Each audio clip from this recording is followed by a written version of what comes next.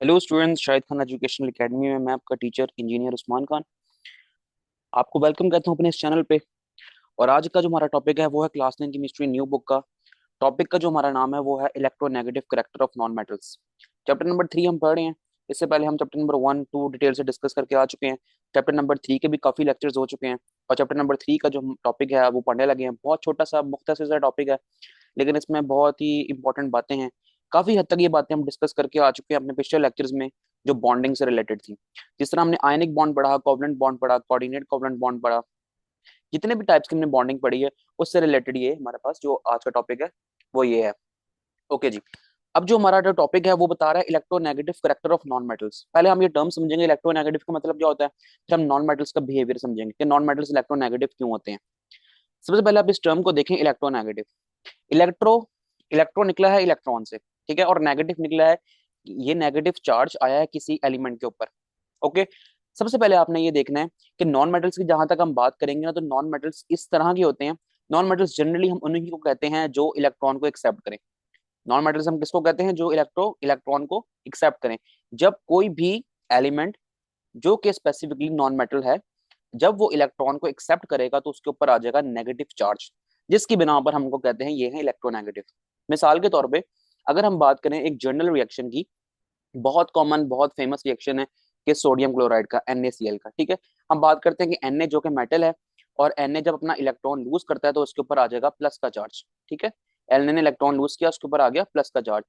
तो वो इलेक्ट्रॉन जो लूज किया उसने, वो कहाँ गया, तो हम वो बात करते हैं वो आ गया एक नॉन मेटल के ऊपर। तो नॉन मेटल इलेक्ट्रॉन को एक्सेप्ट करता है, तो उसने वो इलेक्ट्रॉन एक्सेप्ट किया और इसके ऊपर आ गया फिर नेगेटिव चार्ज।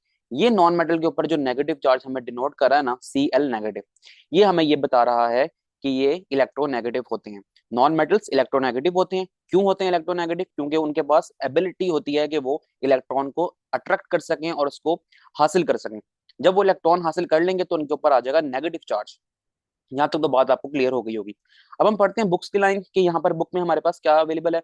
तो इस मटेरियल को हम पढ़ लेते हैं और फिर थोड़ा मजीद बातें देख लेते हैं। Non metals have an affinity towards electron. ये वर्ड एफिनिटी है ना, इससे आपने घबराना नहीं है। एफिनिटी का मतलब है कि इनके पास सलाहियत है इलेक्ट्रॉन एक्सेप्ट करने की, ठीक है। इलेक्ट्रॉन को अपनी तरफ ये अट्रैक्ट करते हैं। Okay. They tend to gain electrons, तो एंड बिकम नेगेटिवली चार्ज। अच्छा, वो इलेक्ट्रॉन को गेन करते हैं, हासिल करते हैं, एक्सेप्ट करते हैं, ठीक है, अट्रैक्ट करते हैं। और फिर क्या होता है, उनके ऊपर नेगेटिव चार्ज आ जाता है। और वो क्या होता है फिर, जब चार्ज उनके ऊपर आ जाता है तो उसको हम बोल देंगे आयन। विदाउट चार्ज कोई भी आपको एलिमेंट नजर आएगा तो वो एटम होगा। ओके।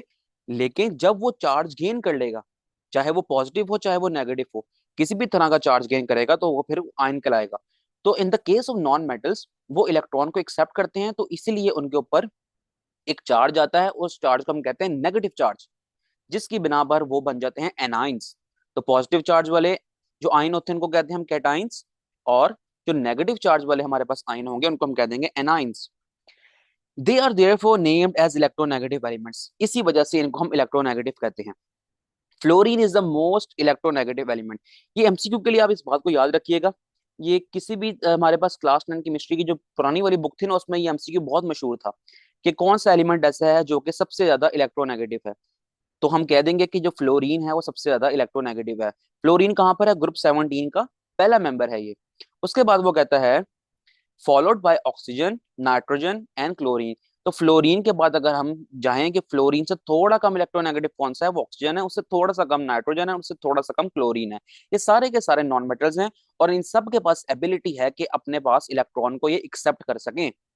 जब वो इलेक्ट्रॉन एक्सेप्ट करेंगे या फिर इलेक्ट्रॉन गेन करेंगे, गेन भी एक्सेप्ट ही हुआ ना, तो उनके ऊपर आ जाएगा negative charge. That's why they are called electronegative. Non metals readily react with metals. Non metal फौरी जल्दी से, रेडिली जल्दी से और फौरन रिएक्ट करते हैं मेटल्स के साथ, फॉर्मिंग आयनिक बॉन्ड। तो इस तरह के बॉन्ड को हम कहते हैं आयनिक बॉन्ड। अगर अभी तक आपने आयनिक बॉन्ड वाली वीडियो नहीं देखी तो टॉप राइट कॉर्नर पे आपको एक लिंक, आई बटन में लिंक शो हो रहा होगा, वहां पर आप जाके आयनिक बॉन्ड की वीडियो देख सकते हैं।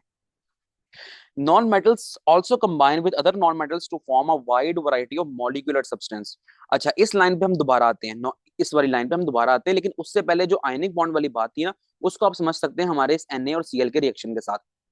Na क्या है, Na ग्रुप 1 का मेंबर है, तो हम कहेंगे कि Na क्या है, मेटल।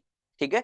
तो मेटल ने अपना इलेक्ट्रॉन लूज किया, मेटल होते ही वो हैं जो कि अपना इलेक्ट्रॉन फौरी लूज कर सकें। Na ने अपना इलेक्ट्रॉन लूज किया और क्लोरीन के साथ उसने बॉन्ड बनाया और क्लोरीन ने इलेक्ट्रॉन को एक्सेप्ट कर लिया, जिसकी बिना पर NaCl का हमारे पास एक बॉन्ड बन गया और इसको हम कहते हैं सोडियम क्लोराइड, जो कि हमारे घरों में नमक के तौर पर इस्तेमाल भी होता है।